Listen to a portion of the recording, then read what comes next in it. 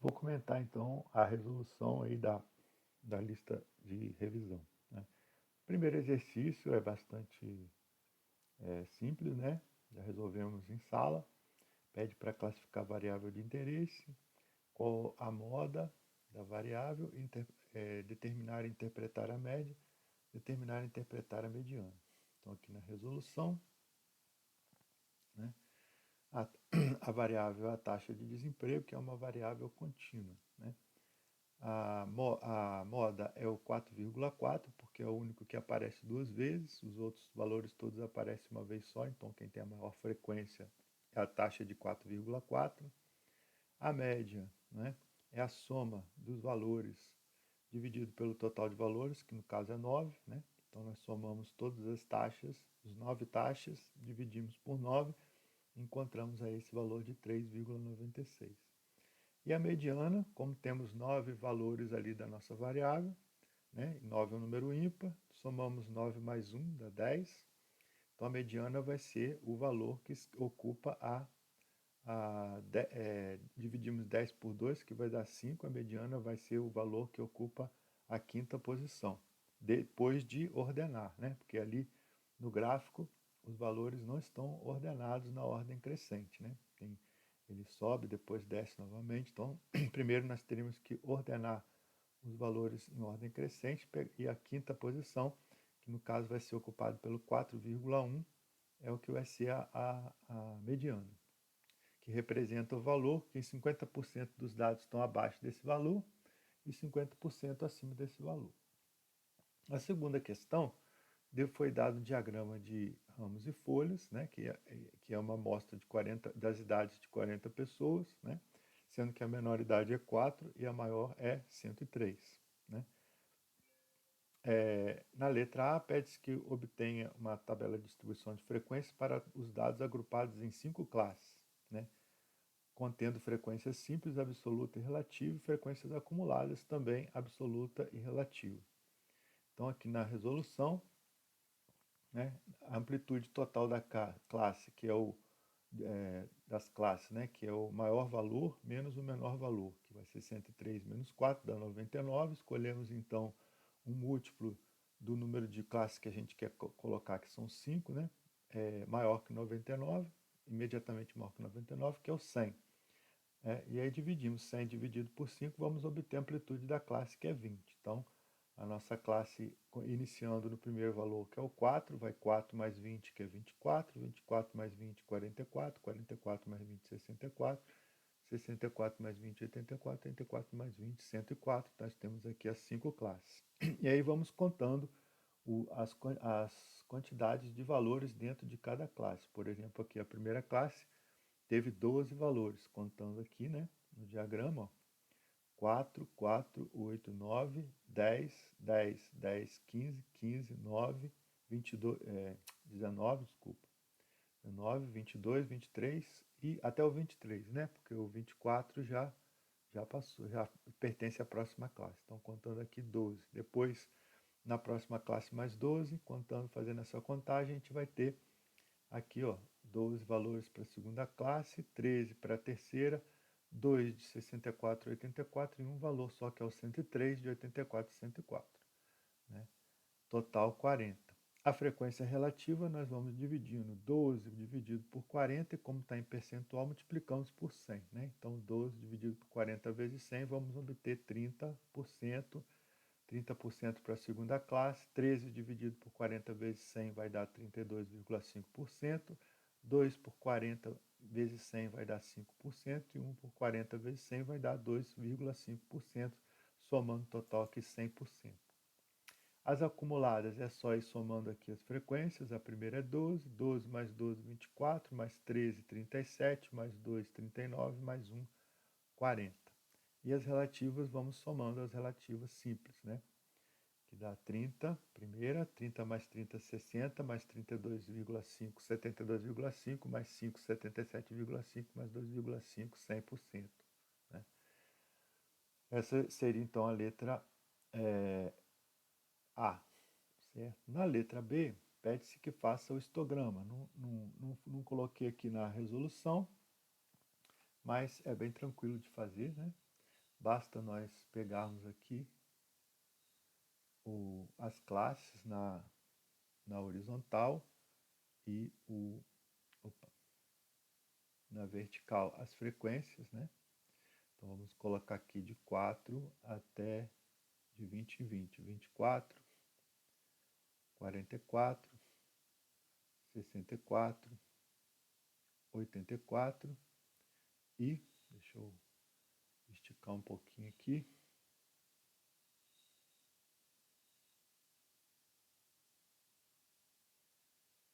104, né? E aqui vamos colocar até 13, que é a maior classe, né? 1, 2, 3, 4, 5, 6, 7, 8, 9, mais um pouquinho, 10, 11, 12, 13. Então a primeira classe vai até o 12, né? Então vem até essa altura aqui. A segunda classe também é 12. Terceira classe é um pouquinho mais, vai até o 13. A quarta classe tem somente 2. E a quinta classe só tem um valor aqui. Então, nosso histograma ficaria com essa cara aqui, né? Que é a frequência. E aqui os anos, né? Não, as idades, certo? Idades. Aqui podemos colocar uma escala 4, não, 1, desculpa, 1, 2, 3, 4, 5, 6, 7, 8, 9, 10. Tá? Então o histograma fica mais ou menos com essa cara. Na letra C, né, pede-se que calcule a média das idades da distribuição. Então, para calcular a média aqui, ó, nós vamos multiplicando o ponto médio de cada classe, né? Como se calcula o ponto médio? Soma os valores extremos e divide por 2. 24 mais 4 dá 30 dividido, 28 dividido por 2, 14. Então, o ponto médio da primeira classe é o 14, multiplicado pela frequência relativa, que é 30%, que é 0,3, né? Da segunda classe é o 44 mais 24, dividido por 2, que vai dar 34, né? Multiplicado pela frequência relativa, que é 0,3, e assim por diante, né? 54, ponto médio da terceira, vezes 0,325, 74 vezes 0,05 e 4 vezes 0,025. Isso vai dar um resultado de 38, que vai ser a média da distribuição. Na letra D, pede-se que calcule o desvio padrão, né? Para calcular o desvio padrão, nós subtraímos, né, o valor de cada ponto médio do valor da média, que é 38, elevamos ao quadrado e multiplicamos pela frequência relativa, né? Então aqui nós tivemos aqui, né, 14 menos 38 elevado ao quadrado vezes 0,3, né? Segundo ponto médio, que é o 34, menos a média, que é 38 ao quadrado, vezes a frequência da classe, que é 0,3. O terceiro ponto médio, que é o 54, menos a média, que é 38 ao quadrado, vezes a frequência relativa da classe, que é 0,325. 74 menos 38 ao quadrado, vezes 0,05. E 94 menos 38 ao quadrado, vezes 0,025, que vai dar um valor de 404 para a variância. Tirando a raiz quadrada da variância, obtemos aí aproximadamente 20 anos, que vai ser o desvio padrão, certo?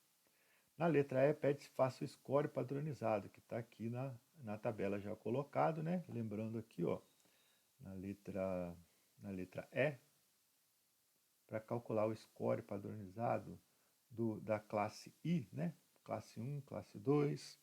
No caso da classe I, nós fazemos o quê? Pegamos o valor do ponto médio da classe I, né?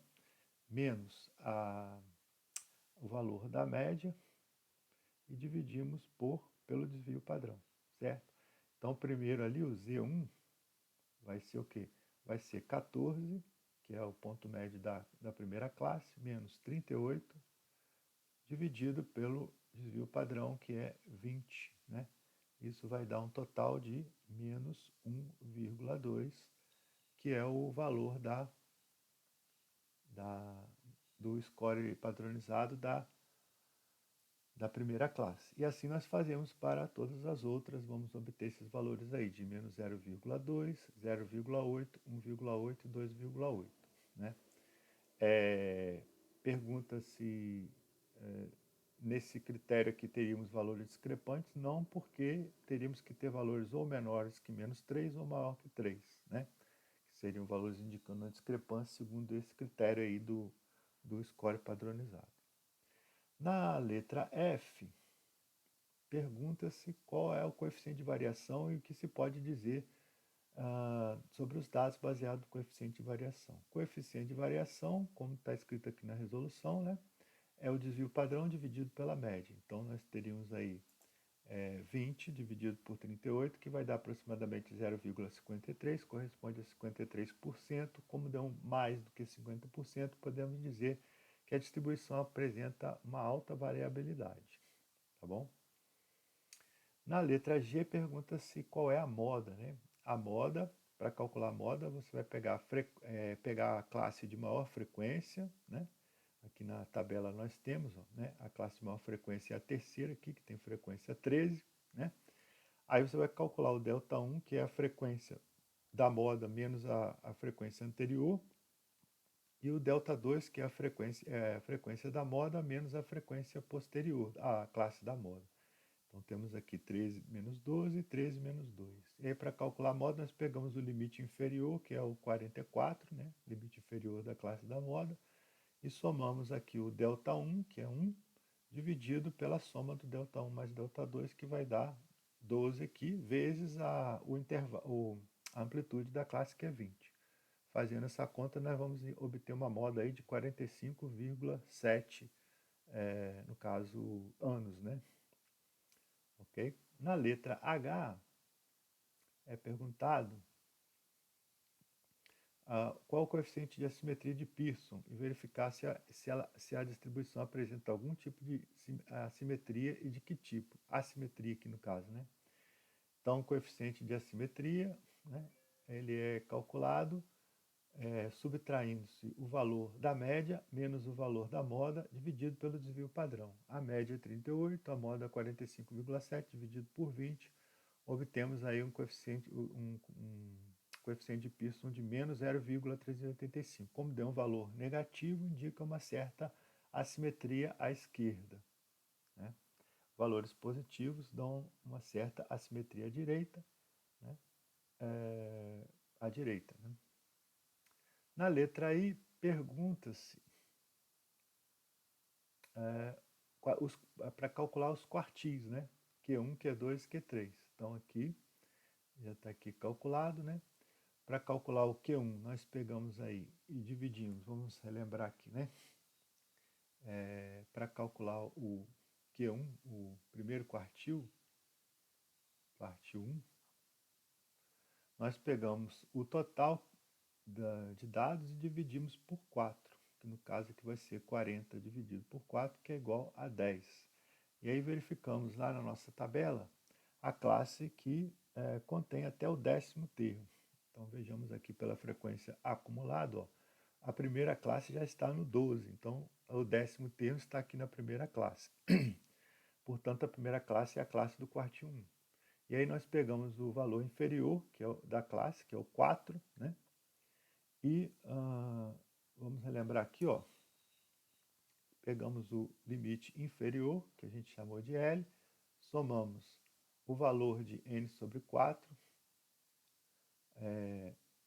menos o somatório das frequências anteriores à classe do quartil 1, né, dividido pela frequência da classe do quartil 1, vezes a amplitude de classe.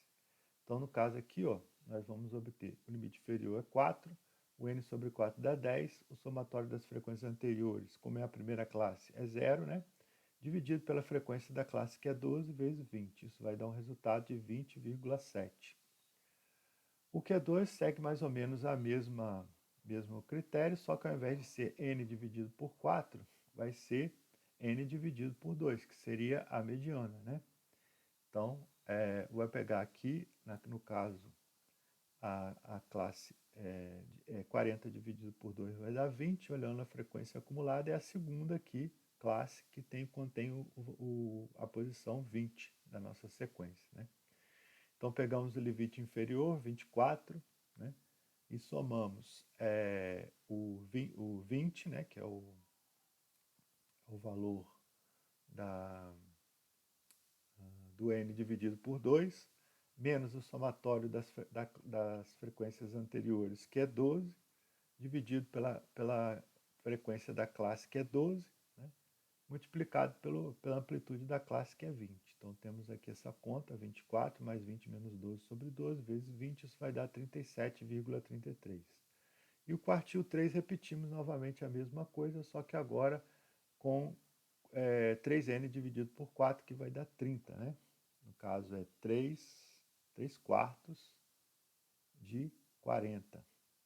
40 dividido por 4 dá 10, vezes 3, 30. Então, o quartil 3 vai ser o limite inferior da classe do quartil 3, mais, no caso aí, 3n sobre 4, mais o somatório das frequências, dividido pela frequência da classe 3, da classe do quartil 3, vezes H, certo? E aí nós vamos obter, então, essa conta aqui, é o 44, mais 30 menos 24 sobre 13, né, vezes 20, que vai dar 53,23. Esses são os 3 quartis aqui. A letra J pede para calcular o coeficiente de Boolean, que nada mais é do que o quartil 3 menos o quartil 2, menos o quartil 2 menos o quartil 1, dividido pelo quartil 3 menos o quartil 1. Fazendo essa conta, nós vamos obter menos 0,019. Novamente, ele mostra aí uma pequena assimetria à esquerda. Ok?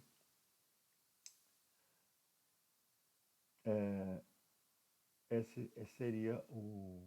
Pediu também para fazer uma representação em um box plot e verificar a existência de dados discrepantes. Então, para calcular o box plot, nós colocamos ali, né, o limite inferior, vamos chamar de limite inferior, vai ser o quartil 1 menos 1,5 vezes o intervalo interquartil, que é o Q3 menos Q1. Ok? Isso vai nos dar aí, então, 20,7 menos 1,5 vezes 53,23 menos 20,1. Tá? Esse é o limite inferior. E o limite superior é o Q3 mais 1,5 vezes o mesmo intervalo interquartil, que é Q3 menos Q1.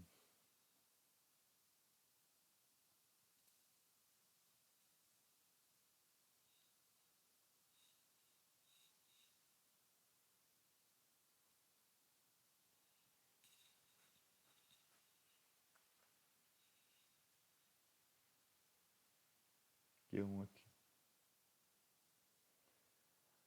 Tá? Aí depois é só representar isso no box plot, né? Que você vai colocar uma escala aqui, né? Em que você vai marcar os valores, né? Do quartil 1, quartil 2, quartil 3, né? Fazer um retângulo aqui assim. E aqui vai uma linha até o limite superior e outra linha até o limite inferior. Isso que vai ser aí o nosso box plot. Ok? Não tem grande mistério.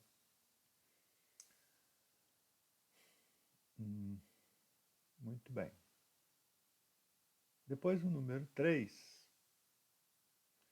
diz que um farmacêutico comprou material específico de dois diferentes fornecedores E para comparar o nível de impurezas nas compras feitas dos dois fornecedores, o farmacêutico mediu a porcentagem de impurezas presentes em cada um dos grupos, obtendo o que se segue.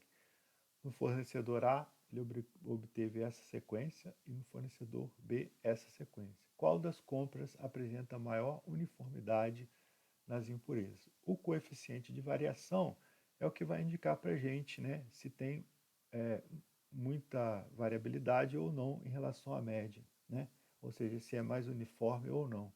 Então, calculando aqui o coeficiente de variação das duas sequências, né, a gente calcula então aqui a, a moda, né, a média do fornecedor A, que deu 1,6, a média do fornecedor B, que deu 1,82, calculamos o desvio padrão, que deu 1,17 no caso do A e 0,92 no caso do B. Obtemos aí o quociente entre o coeficiente de variação e a média, que no caso do fornecedor A deu 73% e no fornecedor B 50%, mostrando então que o fornecedor B tem uma menor variabilidade em relação à média, portanto tem uma maior uniformidade, né, nos seus dados. Portanto, o fornecedor B é mais uniforme, certo? No item 4, é perguntado aí um torneio que é disputado por 4 times. CEDOT aqui, houve um erro aqui, significa os 4 times, né? A, B, C e D. E diz que é 3 vezes mais provável que A vença do que B, 2 vezes mais provável que B vença do que C e 3 vezes mais provável que C vença do que D.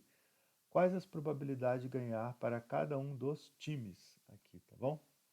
Então aqui na resolução, ó, nós colocamos, chamamos aí a probabilidade do time D ganhar de x, a do time C é 3 vezes a do time D, portanto é 3x, a do time B é 3 vezes a do time C, portanto é 2 vezes a do time C, portanto é 2 vezes 3x que dá 6x, e a do time A é 3 vezes a do time B, e portanto é 3 vezes 6x que dá 18x.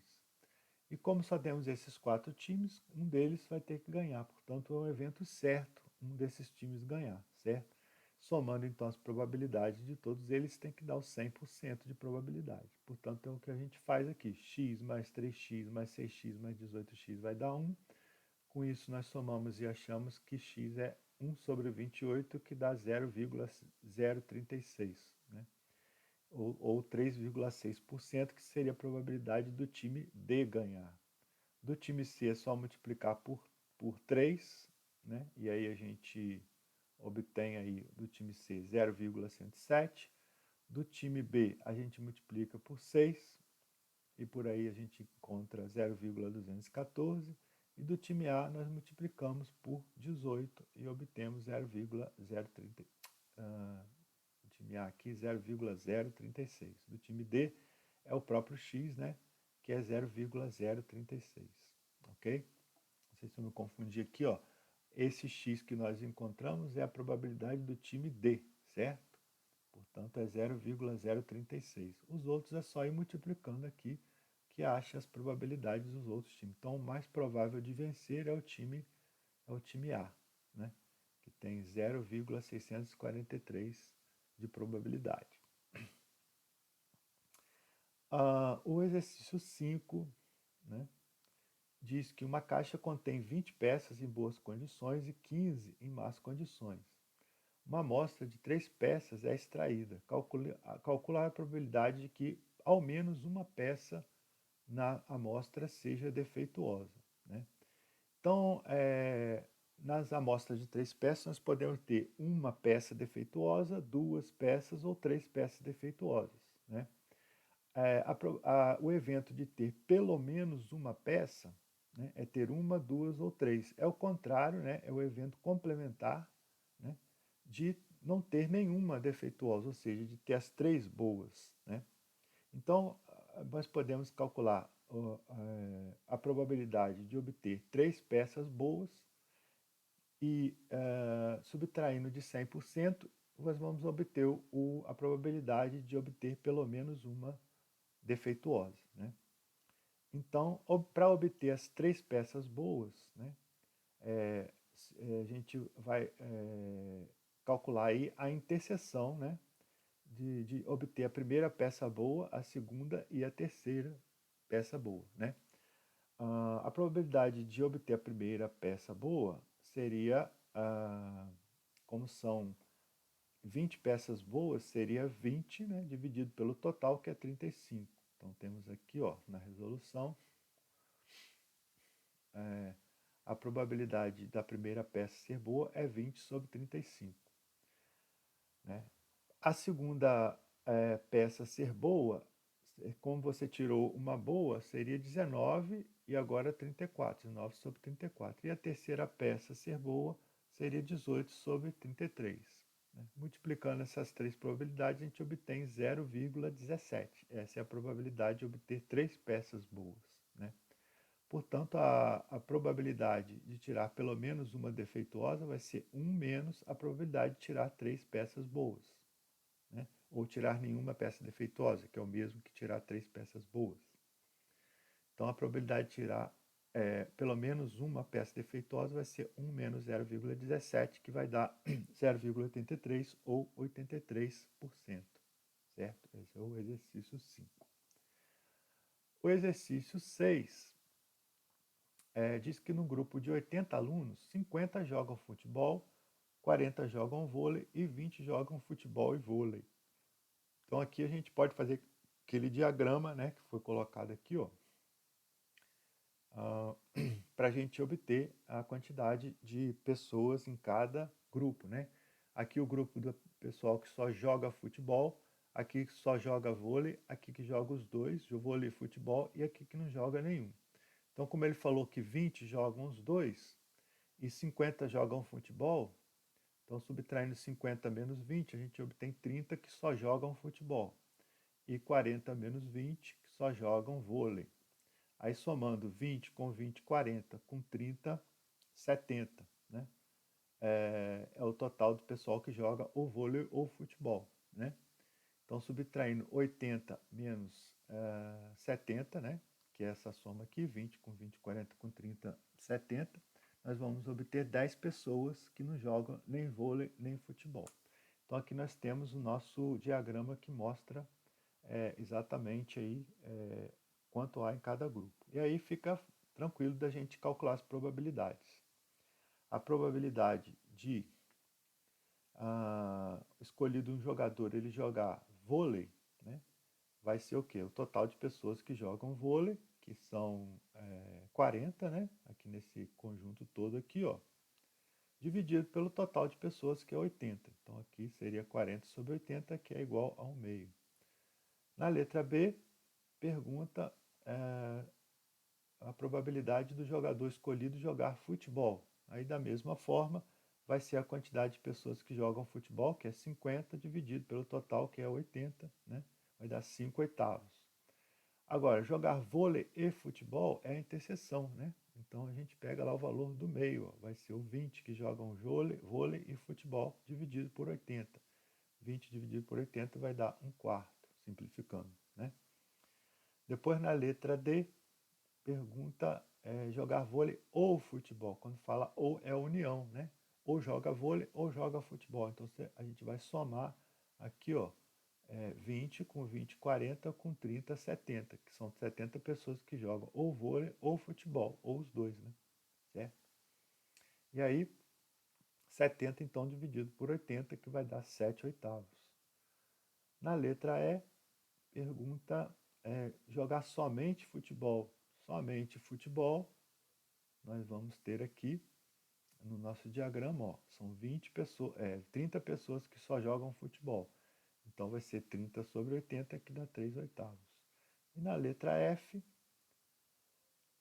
pergunta não praticar qualquer dos esportes. No caso, a gente viu aqui que são 10 pessoas que não praticam nenhum dos esportes, então vai ser. Bom, vamos ver então aqui o número 7 agora, né? Um grupo de 360 pessoas, em que cada uma fala uma língua, está classificado da seguinte forma aqui nessa tabela, né? 92 homens falam inglês, 101 mulheres falam inglês, 35 homens falam alemão e 33 mulheres falam alemão, 47 homens falam francês, 52 mulheres falam francês. Né? Escolhe-se uma pessoa a caso, sabendo que essa pessoa fala francês, qual é a probabilidade que seja homem? Então aqui a gente já podia utilizar direto a redução do espaço amostral. Né? O espaço amostral total teria 360 pessoas, que são todas as pessoas pesquisadas, cada uma fala uma língua diferente, então né, não tem interseções aqui. Então, se eu escolho uma pessoa, eu escolheria uma das 360 aqui, certo? Então, o espaço amostral teria 360 possibilidades de escolha. Porém, ele já falou que, sabendo que a pessoa fala francês, então nosso espaço amostral já não é mais 360, é só das pessoas que falam francês, né? Que dá 47 com 52, que dá 99. Então a gente já poderia calcular aqui essa probabilidade, que é o número de pessoas. Ele quer saber a probabilidade que seja homem, como são 47 homens, seria 47 sobre 99. Poderia fazer direto assim. Ou então, como eu coloquei aqui na resolução, que eu até fiz uma correção, né, que não estava muito adequado o jeito que estava colocado, utilizando a definição de probabilidade condicional. Né? O número de pessoas do espaço amostral todo são 360, são todas as pessoas pesquisadas. O evento H é o evento ser homem e o evento F é o evento falar francês. A gente quer calcular a probabilidade de ser homem, dado que a pessoa fala francês. Né? Então, a probabilidade condicional diz o quê? Que a probabilidade de ser homem, dado que fala francês, é a probabilidade da interseção dividido pela probabilidade do evento aqui, que é o de falar francês, certo? A interseção aqui, ó, a probabilidade da interseção é o número de elementos da interseção de ser homem e falar francês, que são 47, dividido pelo número de elementos do espaço amostral todo, que é 360. E a probabilidade de falar francês é o número de pessoas que falam francês, né, desde o evento falar francês, que são 99, né, homens e mulheres, dividido pelo número de elementos do espaço amostral, que é 360. Então, colocando aqui na fórmula, né, colocando a interseção, que é 47 sobre 360, dividido pela probabilidade F, que é 99 sobre 360, a gente obtém então, ó, vai cancelar o 360, vai dar 47 sobre 99, que é exatamente o que a gente raciocinou anteriormente. Tá? Então podemos calcular pela redução do espaço amostral ou pela fórmula aqui da probabilidade condicional nesse caso. Certo? Bom, aqui no número 8, né, a gente tem aqui que sabe-se que 80% dos pênaltis marcados a favor do Brasil são cobrados por jogadores do Flamengo. Né? Então a gente, vamos chamar aqui na resolução o evento F, que o pênalti é marcado pelo jogador do Flamengo. Então a probabilidade de F vai ser 0,8, porque 80% dos pênaltis são marcados por jogadores do Flamengo. O evento C, que o pênalti é convertido em gol. Né? Então o que diz o problema aqui? Ó? Que a probabilidade de um pênalti ser convertido é de 40% se o jogador for do Flamengo. Né? Então, a probabilidade condicional, dado que o jogador é do Flamengo, a probabilidade do gol ser convertido, do pênalti ser convertido é 40%. E 70% se não for, né, dado que o jogador não seja do Flamengo. Aí diz que um pênalti a favor do Brasil foi marcado, né? Acabou de ser marcado. Aí pergunta na letra A, qual a probabilidade do pênalti ser cobrado por um jogador do Flamengo e ser convertido. Então esse E que indica a interseção, né? É o jogador ser do Flamengo e o pênalti ser convertido. Então aqui na resolução a gente chamou de F o pênalti ser marcado por um jogador do Flamengo, portanto a probabilidade de F é 0,8 e o evento C que o pênalti é convertido em gol. Então a probabilidade do pênalti ser convertido em gol, dado que o jogador do Flamengo ele falou que é 0,4 ou 40%, e a probabilidade do pênalti ser convertido em gol, dado que o jogador não é do Flamengo, é de 0,7. Né? A resolução que estava na plataforma estava com erro aqui, porque aqui eu tinha colocado 0,6 como se esse aqui fosse o evento complementar desse, mas não é na verdade, tá? O evento complementar seria não ser convertido, dado que o jogador do Flamengo, tá? Então esses dois não são complementares. Então na letra A pergunta o evento, a probabilidade da interseção de F com C.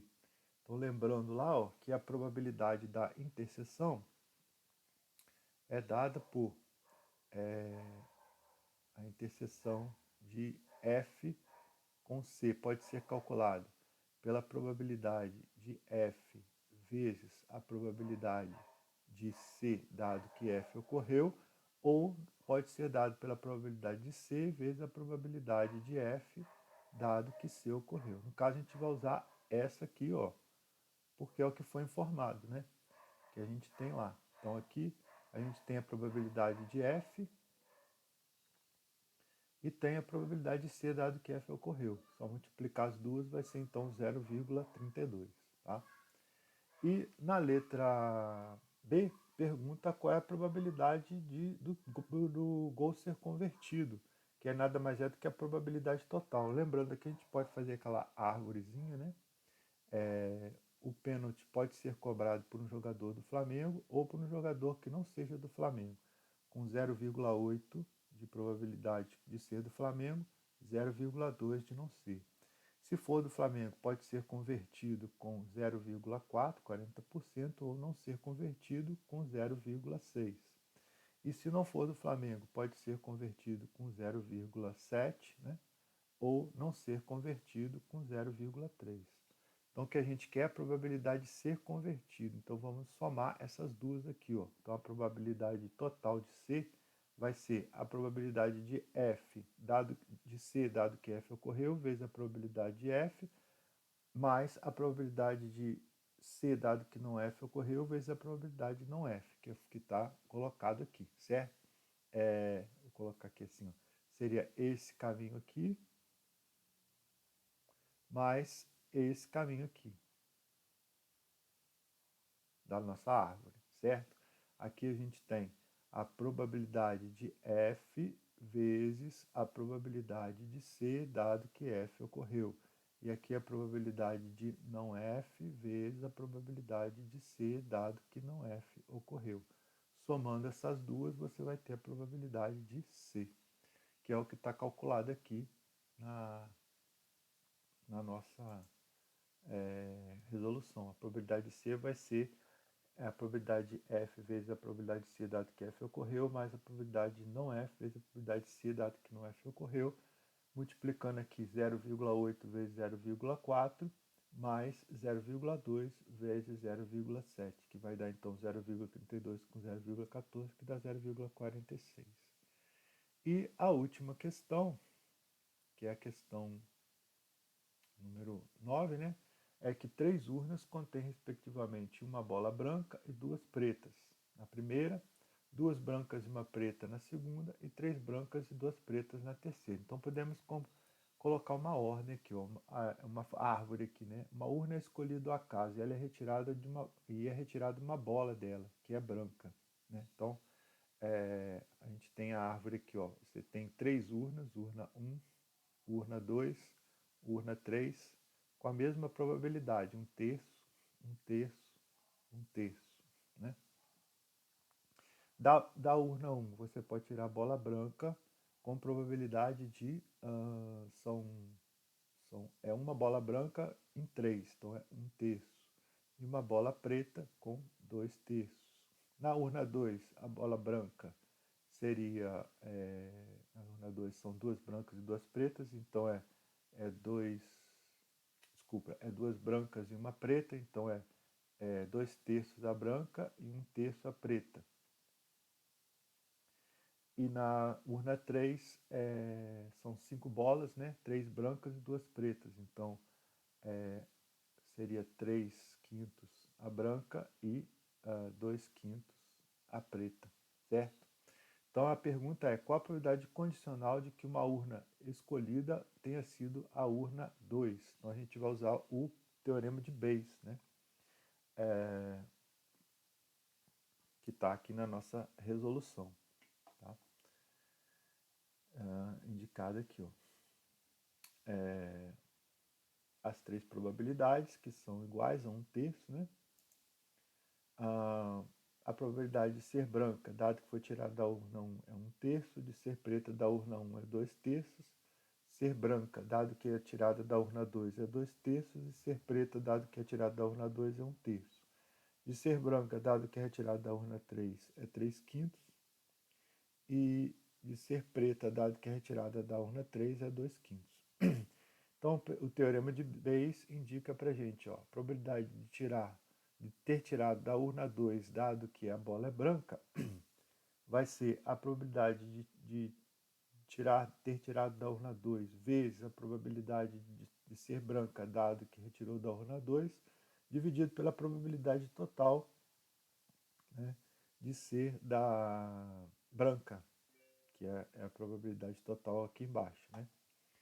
Então, é a probabilidade de ser da urna 2 vezes a probabilidade de ser branca, dado que é da urna 2, mais a probabilidade de ser da urna 1 vezes a probabilidade de ser branca, dado que é da urna 1, mais a probabilidade de ser da urna 3 vezes a probabilidade de ser branca, dado que é da urna 3. Aqui é a probabilidade total da bola ser branca, né?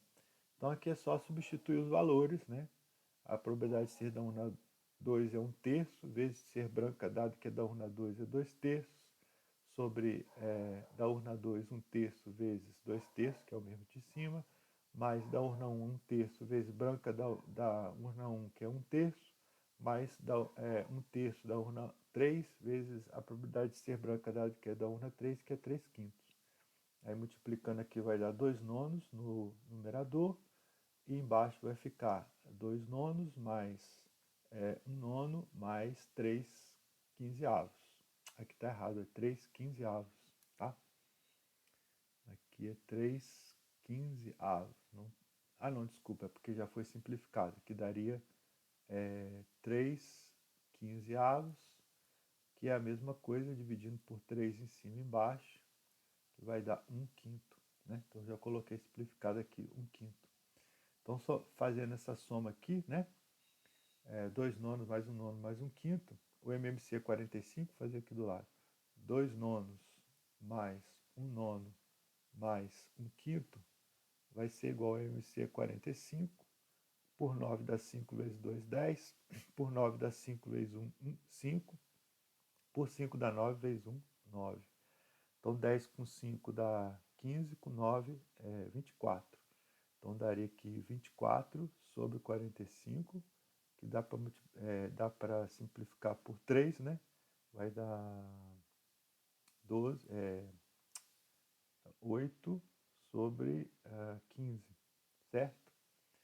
Então, teríamos ali, ó, no numerador, 2/9 vezes o inverso do denominador, que é 15/8, certo? Então, dá para simplificar aqui, ó, por 3, 15 por 3 dá 5, 9 por 3 dá 3, e 2 por 2 dá 1, 8 por 2 dá 4. Então, vai ficar 5 sobre 4 vezes 3, 12, 5/12, que é o resultado aqui que a gente obteve, certo?